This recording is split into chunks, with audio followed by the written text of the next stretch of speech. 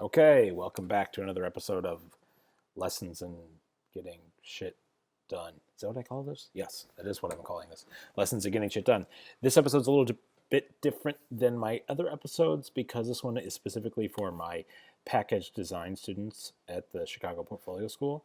But I'm going to put this on YouTube, so hopefully other people might be able to get a use out of it. But what we are going to do today is I'm going to show you how to print out and mock up your package design so that you can photograph it for your portfolio. But also, this works really well just because you have to prototype when you're creating package design.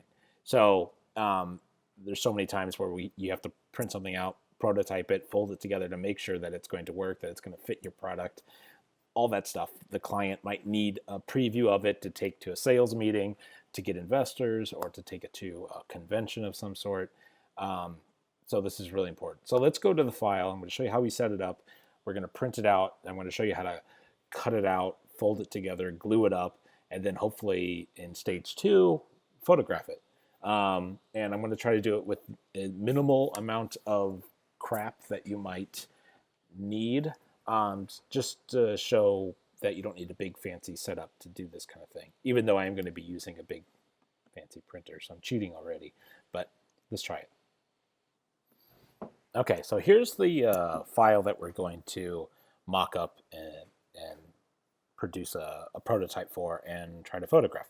So what I want you to notice here is I've got 3 layers going on. The bottom layer is my artwork. This is for Hershey's Good and Plenty. I just picked this because when you're photographing something, you know, the product that you're using, it's really important to have an actual product. So I'm designing for an actual product. I went to the store and I bought a bunch of Good and Plenty that I can use in my photo shoot. And this is just sort of a fun vintagey design version of it since it's been around since 1893. I'm using the little mascot from their commercials from the 50s, Choo Choo Charlie.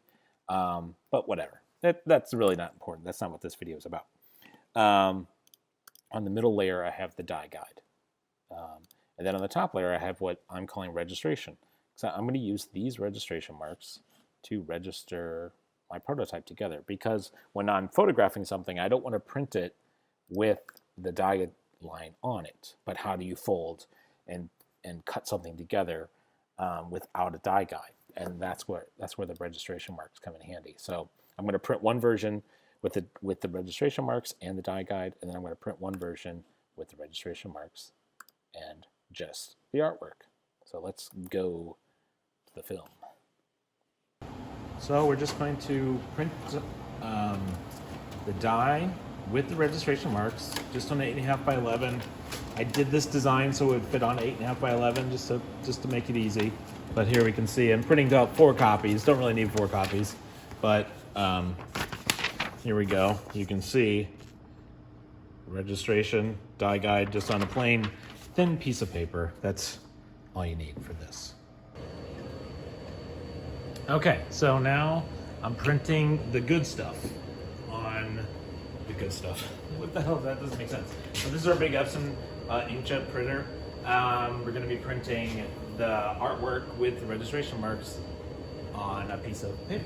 But it's not just any piece of paper. But this is what's important: is it's a cardstock or a heavier sheet of paper. When you fold together prototypes, if you try to do it like on a 70-pound loose leaf piece of paper, it's really hard to fold. It's going to look like crap.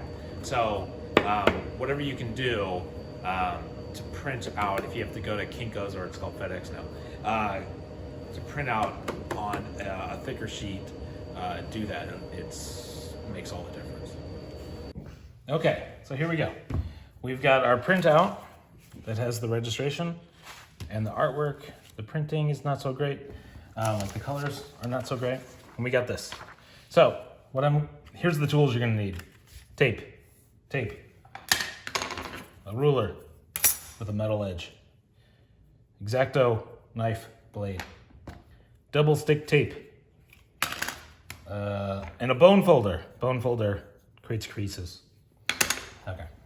So the first thing you want to do is you want to take your sheet that has no artwork on it, that's thin, and you can line up the registration marks. I'm not sure if you're gonna be able to see this in camera. You might need a light table. If you don't have a light table, you could use a window at your house, doesn't matter. And then I'm gonna tape those two sheets together.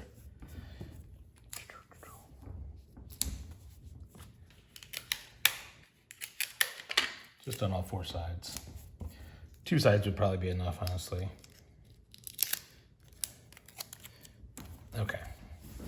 Now, when you're cutting these things out, I always recommend standing up. Move the chair out of the way. I always recommend standing up. You give you better leverage, and it'll be less dangerous. So, the first thing you want to do is not the knife, even though I grabbed it. You want to use the bone folder, right? Everywhere that you see the dotted line, we're gonna put some folds. So I like to use a ruler that sits flat on the paper because it's more accurate. And what I do is I put half finger on ruler, half on paper so it doesn't slide. Half thumb on ruler, half on paper so it doesn't slide. So what I'm doing here is I'm just scoring along the dotted line with my bone folder.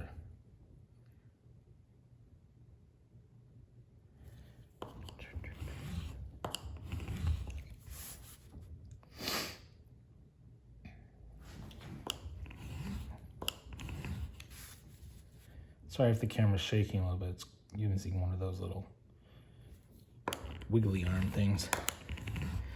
My bad. Okay.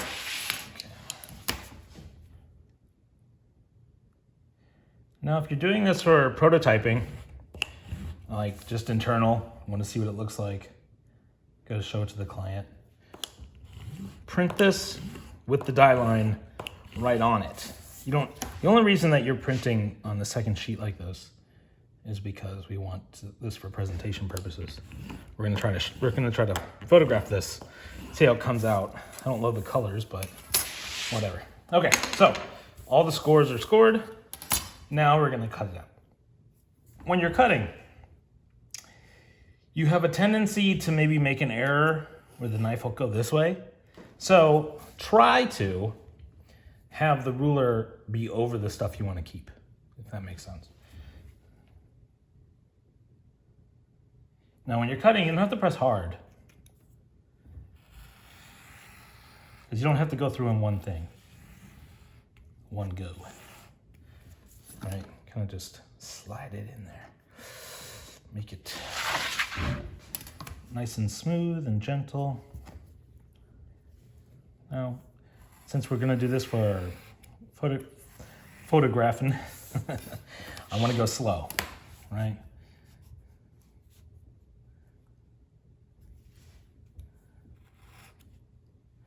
If it's just for prototyping, a lot of these you don't even need a ruler for. You can just start cutting away. But like these little cuts, I can do that without a ruler. And one other thing I like to do is the curves. Curves can be tricky, for sure. But I like to cut out the curves before I cut out the stuff around it, because it needs something to hold on to. You don't want to mess up.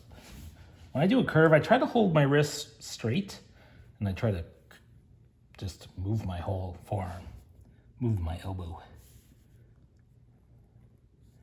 And once again, I don't have to go all the way through. It's almost like making a guideline.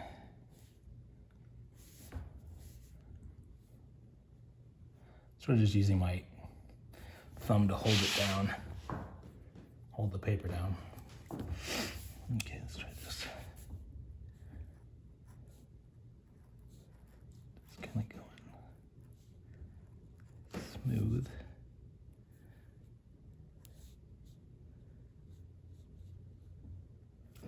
There we go. The little locking part. Locking tab, do those.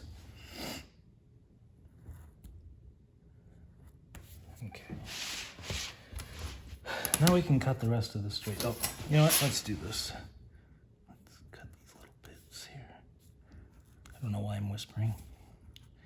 That's creepy. But I am creepy.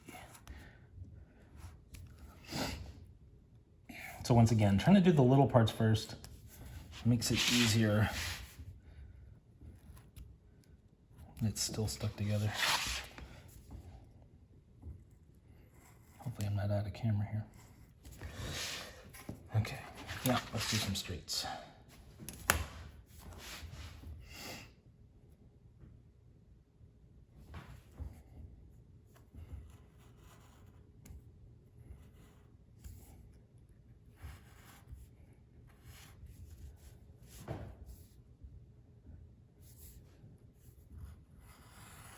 Years ago, I made an art project where I made cubes, custom cubes, and spelled some words out with it.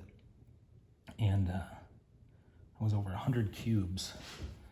That was a pain in the ass.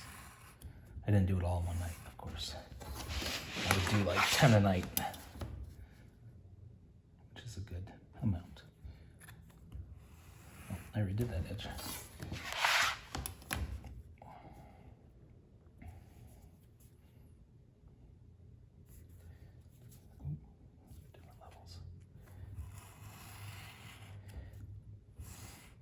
So I don't think you got to get through the paper all in one swoop.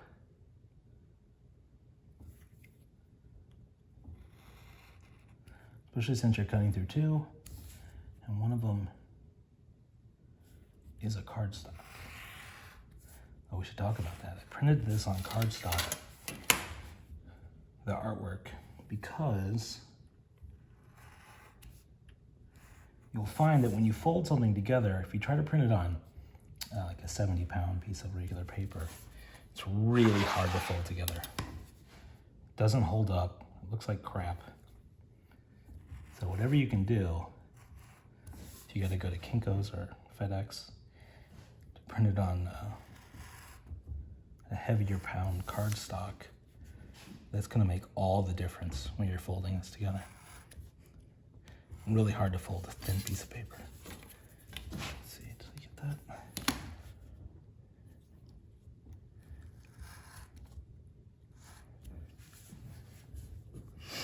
Just running my finger over it to see if I missed any spots. I don't think so. Okay, so once that is done, I can remove this piece of paper. Well, hopefully it will come out. Oop, I think I forgot some. Hard to tell. Not a big deal. For those of you that were paying attention, get a gold star. There we go. And then this one.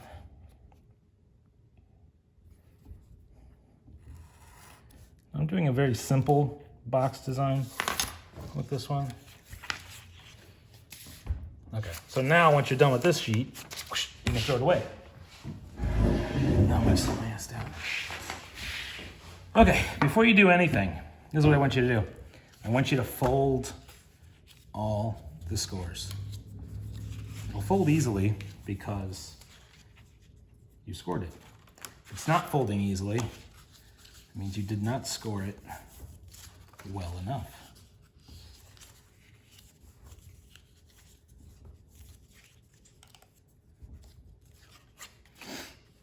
There we go. That's all it folds. Now, glue panel. So I'm going to flip it over on its top. So the pieces that need the glue here, and it's a glue bottom because we don't need to open it up. So I'm going to use the double stick tape. This way. I'm just going to go end to end. Try to do it right along the edge and sort of extend it. Some people try to use glue sticks for this stuff. Don't use a glue stick. Doesn't work very well.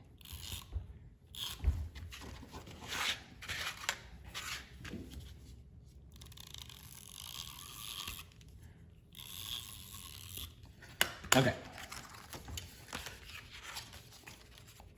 I don't know. Oh my god, I forgot to fold these parts. I'm not a smart man, but it's fine. Oh, I got some glue on there. Careful. Okay.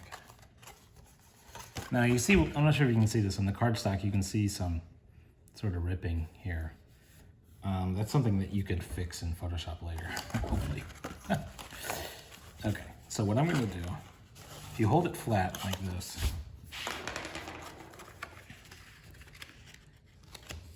you'll be able to get a good press on that fold. So now we got a good box here. So now I'm going to fold in these side pieces, fold in this part, fold in the bottom. Hershey's.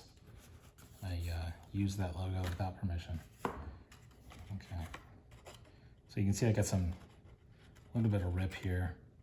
Some of the stuff I'll be able to fix in Photoshop. So now if I do this right, this will go in here like this.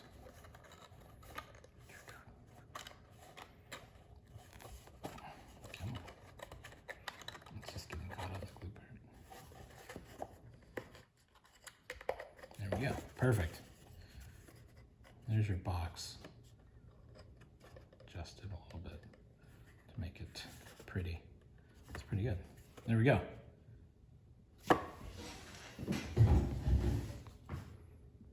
Okay, let's go look at the Photoshoot setup. So after we folded the package, I'm doing the most simple photoshoot ever. So here's the setup. I just grabbed some work lights from the studio. Here's one light. There's another light. We got a light coming from the top. That's just the table light. Okay, what I've done here is I've got a long piece of paper and taped it to this board and let it curl, right? We got the package. I threw a bunch of actual Good and Plenty on the table. And so now we're gonna shoot it, and that's it. You know, I didn't get fancy with this at all. No props, no nothing. Just trying to keep it as simple as possible. Okay, so here's one of the photos from the photo shoot. And I'm gonna walk you through some of the color correcting and editing I did on the photo. I just took this with I didn't show you that part, but I just used my iPhone for this because I wanted to. I have a nicer camera, but I just gonna use the iPhone because that's the kind of things that you guys have available. So the first thing I'm doing here is I'm making a clipping mask. So I'm making a path with the pen tool, kind of going around. You can see the stuff in the corner there that's sort of ripped up. I'll go in there and I'll clip some of that out. I'll go back and I'll fix some of that stuff. So I'm just sort of going around the whole package boringly here. Now when you're this zoomed in, you can even already see some of the ripped corners there that we're gonna have to go back and fix. But at this point, I'm just going around with the pen tool. Very exciting thing to do.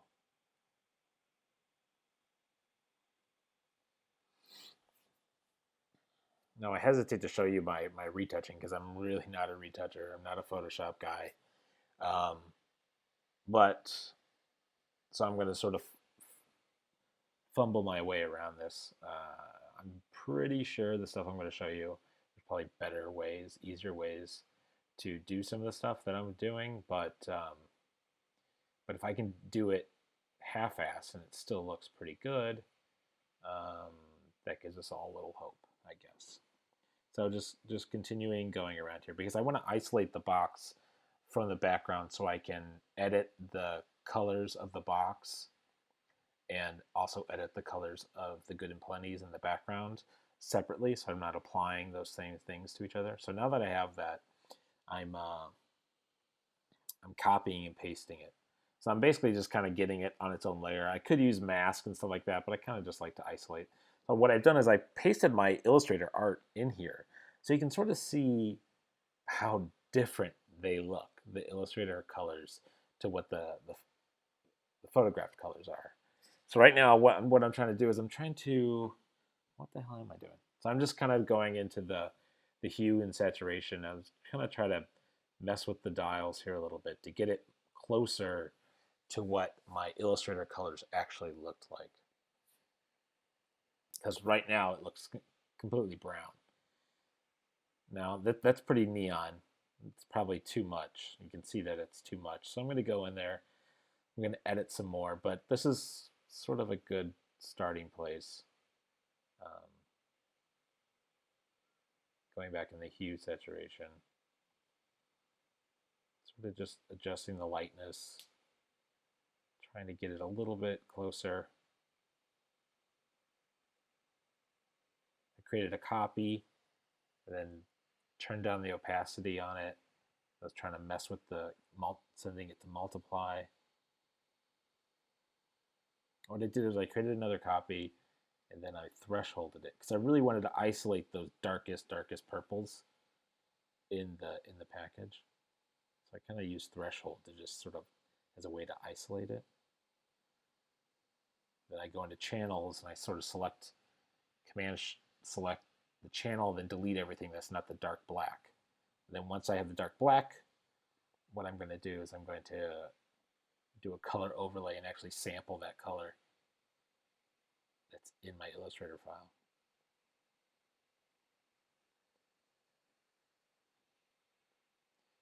And then overlay that on my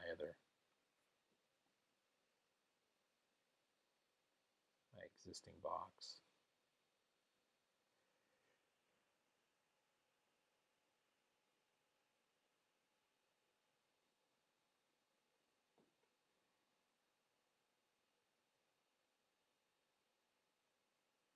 So you can sort of see the difference there. I just needed a little more contrast. Going in there and sort of using the eraser tool with the low opacity on it, and sort of some of the parts got a little too dark, and so I was kind of going in there and erasing them a little bit, futzing with them till I liked it. I made a copy of it. I don't know what the hell I'm doing. Setting it to multiply because I just wanted that purple even a little more darker, and adjusting the opacity. It's really just sort of painting with this thing, trying to get it right.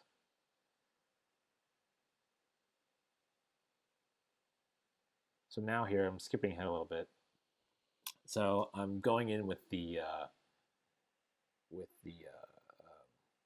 the stamp tool or the clone tool, sorry, and I'm sort of fixing a lot of the rough edges and the torn edges, just smoothing them out with the clone tool.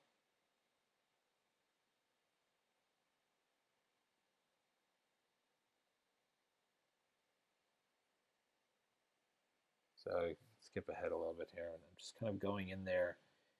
You can really see how that torn edge.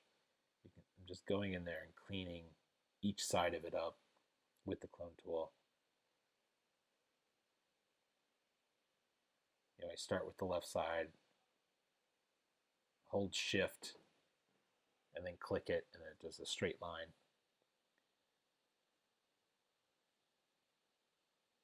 Just using the clone tool.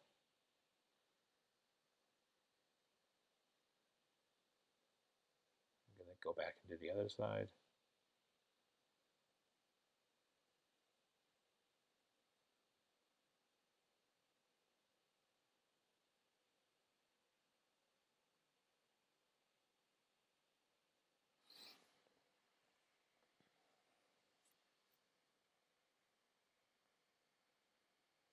It's amazing if you just do that.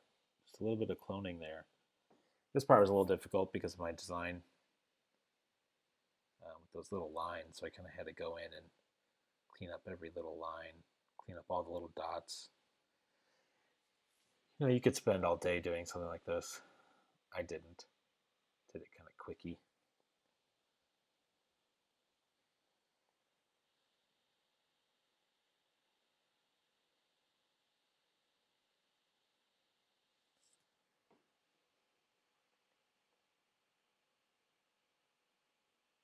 Just using the clone tool.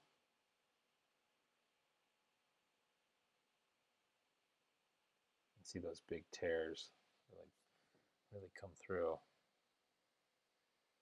especially on a darker package.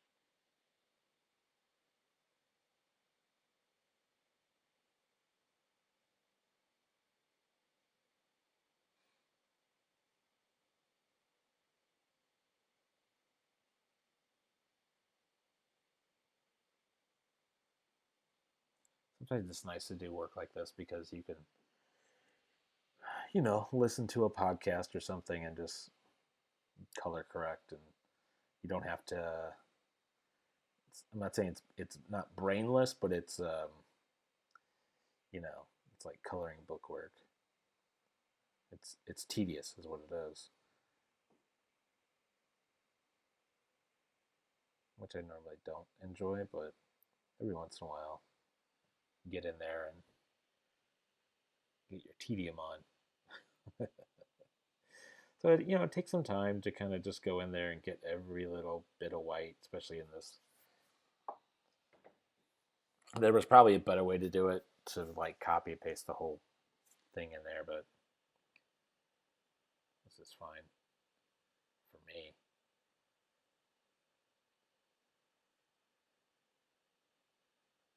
Kind of just want to show this part in extension because it does take time to do decent work.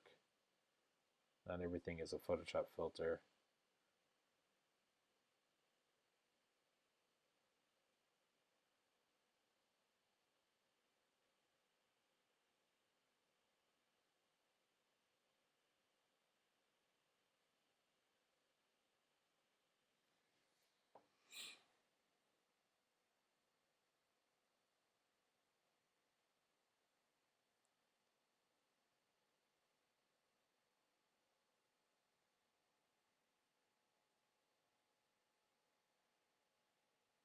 I probably could have sped this part up a little bit, but waste time for that sort of thing.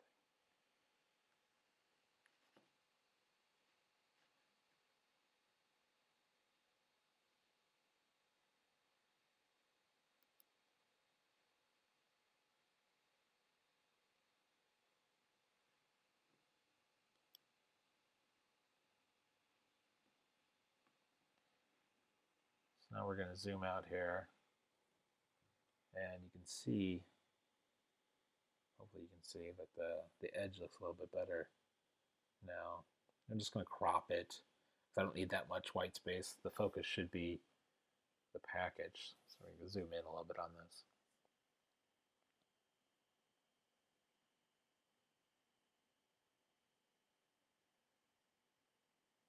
It's looking a little better. The yellow's a little off, and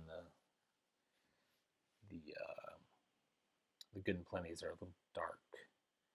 The magenta on them is a little dark.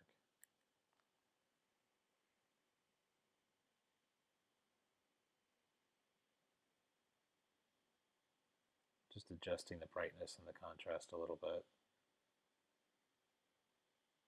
on the background. That's what I'm doing right now. Playing with the background, trying to make it a little more bright and white in the background, so that I'm using I'm off of the box layer and I'm on the original layer.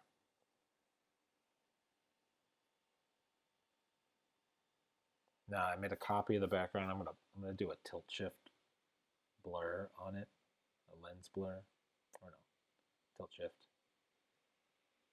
I think I probably should have did it just a regular lens blur. Now that I look at it, doing a tilt shift blur to sort of just put more focus on the package, less focus on the candies, because they are kind of busy.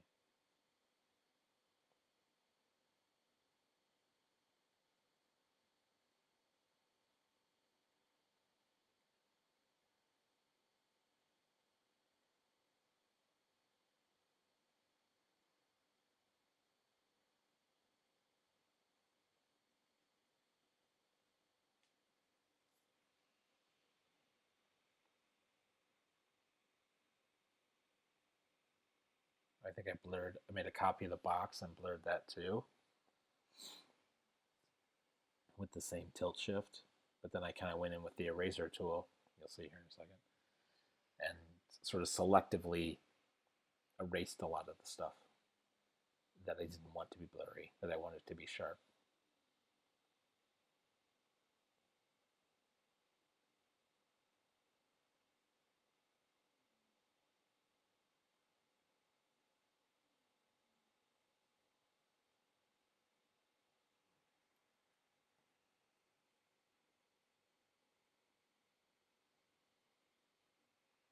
So I'm just going in there and sort of erasing some of the blur out, just fine tuning the tilt shift, which makes it sound fancy. It's not.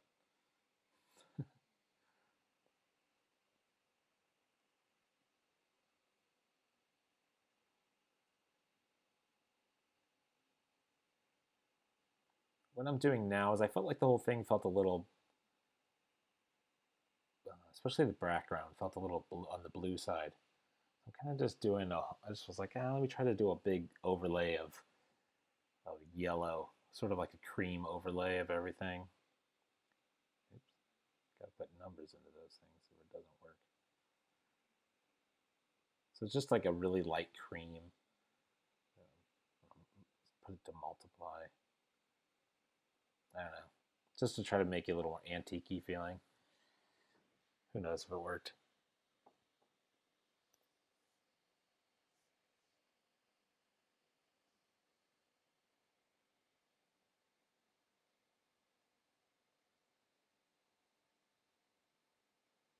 Kind of going back in there and just deleting some of my blur out a little bit more.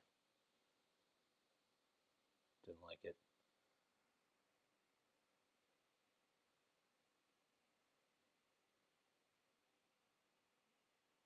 I wanted the top to go completely white.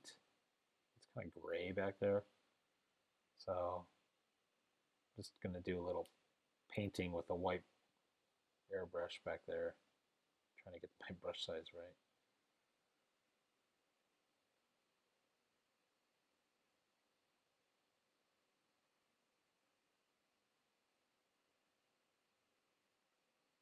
Oops, wrong layer.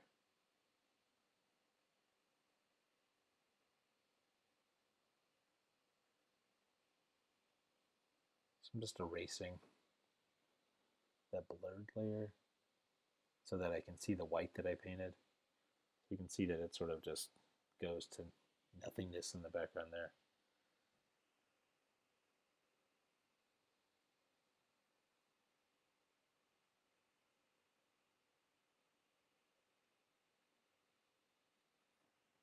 The retouching is probably the longest part of this video because I'm the most shitty at it.